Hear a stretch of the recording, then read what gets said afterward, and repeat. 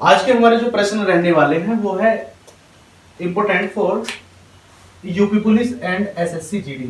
बहुत अच्छे क्वेश्चन हैं। आज हम परसेंटेज के प्रश्नों को पढ़ने वाले हैं। बहुत ही अच्छे प्रश्न हैं और उम्मीद करते हैं आप लास्ट तक रुके रहेंगे, जिससे कि आपका जो कॉन्सेप्ट है वो बहुत अच्छे तरीके से क्लियर हो जाए। क्वेश्चन दिया हुआ है, एक पंखे पर 12% छूट देकर उसे 2200 रुपए में बेचा गया, तब उस पंखे का अंकित मूल्य ज्ञात करें। हमें निकालना है इसका मार्केट प्राइस। देखो एक चीज हमें ध्यान देनी है, एक छोटा सा कॉन्सेप्ट है हमारा। क्वेश्चन है, एक पंखे पर 12% छूट देकर, यानी कि देखो इसको इजी से इजी तरीके से हम इसका समझने का प्रयास करेंगे। 12% छूट दी गई है, 12%। अब देखो 12% इसका हमें अगर फ्रैक्शन वैल्यू पता है तो हम इसको बहुत आसानी से कर सकते हैं। 12% मतलब होता है आपका 12/100। 12/100 मतलब इसकी जो फ्रैक्शन वैल्यू आएगी 3/25 आ जाएगी। 3/25 12% की फ्रैक्शन वैल्यू हो जाएगी। यदि वो बात करेगा छूट देने की, यदि वो बात करता है छूट देने की, तो हर में से अंश को घटाया जाता है। मैं फिर दोबारा कह रहा हूं, अगर वो बात करेगा छूट देने की तब हर में से अंश को घटाएंगे। यानी कि देखो इसमें छूट दी गई है तो 25 में से 3 घटाएंगे, यानी कि 22 यूनिट की जो फ्रैक्शन वैल्यू दे रखी है इन्होंने, यानी कि जो मान दे रखा है वो 2200 रुपए है। 2200 हम इसको कट करेंगे तो आपका निकल जाएगा 100, यानी कि एक यूनिट की वैल्यू आपकी 100 आ जाएगी और आपकी जो मूल था वो आपका 25 थी, तो 25 की गुना इसमें कर देंगे हम 100 में, तो आपका जो आंसर आ जाएगा वो 2500 आ जाएगा। बहुत ही बढ़िया क्वेश्चन था, बहुत ही शानदार। एक बार फिर से समझने का प्रयास करते हैं। क्वेश्चन दिया हुआ है, एक पंखे पर 12% छूट देकर, एक चीज समझनी है, जैसे 12% दिया है तो 12% का हम फ्रैक्शन वैल्यू निकाल लेंगे, या हम याद भी कर सकते हैं 12% की जो फ्रैक्शन वैल्यू होती है 3/25 होती है। इसमें एक चीज ध्यान रखेंगे कि जो नीचे वाला जो मान होगा वो आपका ओरिजिनल मान होगा, यानी कि वो जितना उसका मार्केट प्राइस रहा होगा।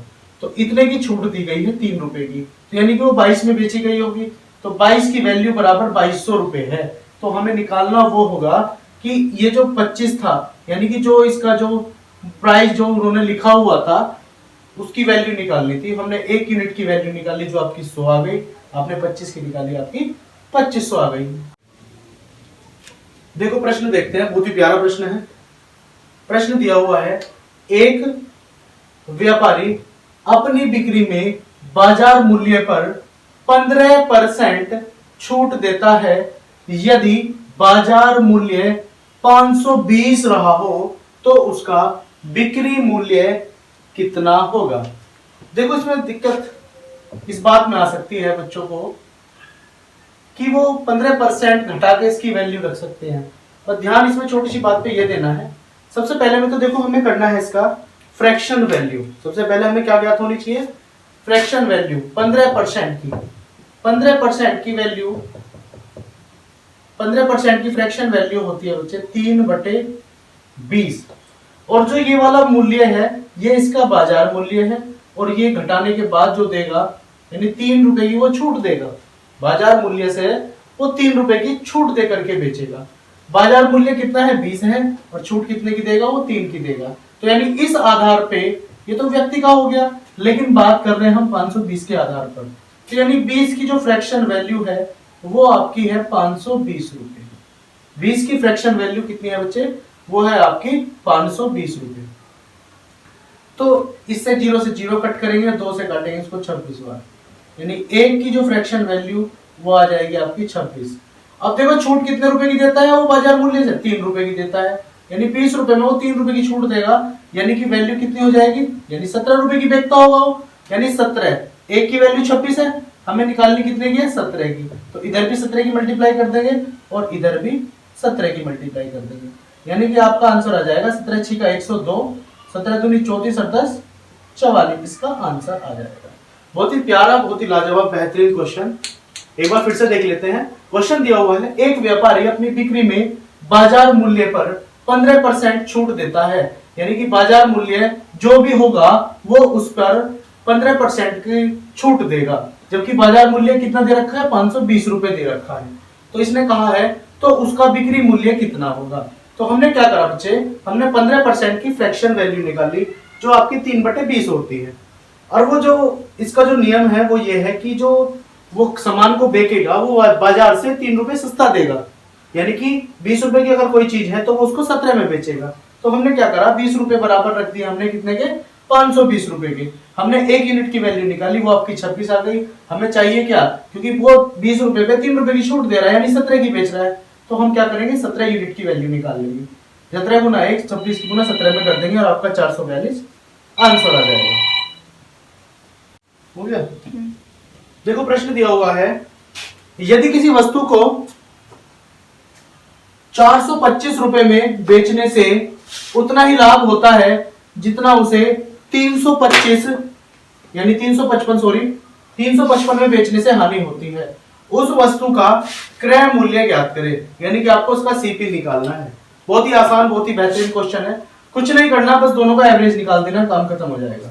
यानी कि आप क्या करेंगे, सीपी निकालने के लिए इसमें क्या करेंगे, यानी किसी वस्तु को 425 में बेचने पर, यानी 425 और जितना उसे इतने रुपए की हानि होती है, इसको जोड़ देंगे, बटे 2 लिख देंगे, आंसर आपका आ जाएगा।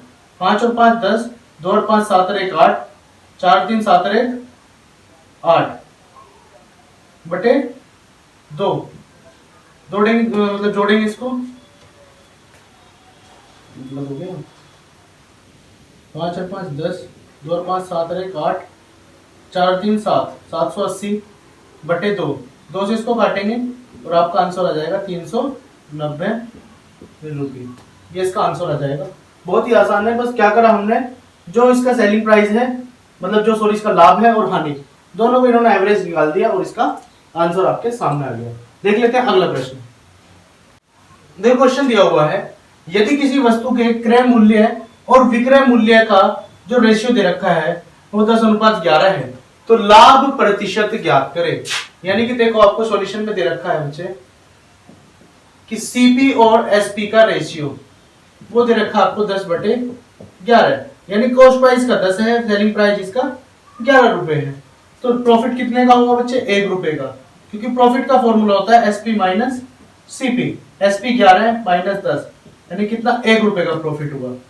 तो फॉर्मूला प्रॉफिट परसेंट का, यानी कि आपका जो भी प्रॉफिट होगा बटे सीपी मल्टीप्लाई 100, यानी प्रॉफिट 1, सीपी कितना 10 गुना 100, 10 दाम 100, यानी कि 10% का उसको लाभ होने वाला है। बहुत ही आसान क्वेश्चन है, बहुत ही बेहतरीन। आइए देखते हैं अगला प्रश्न।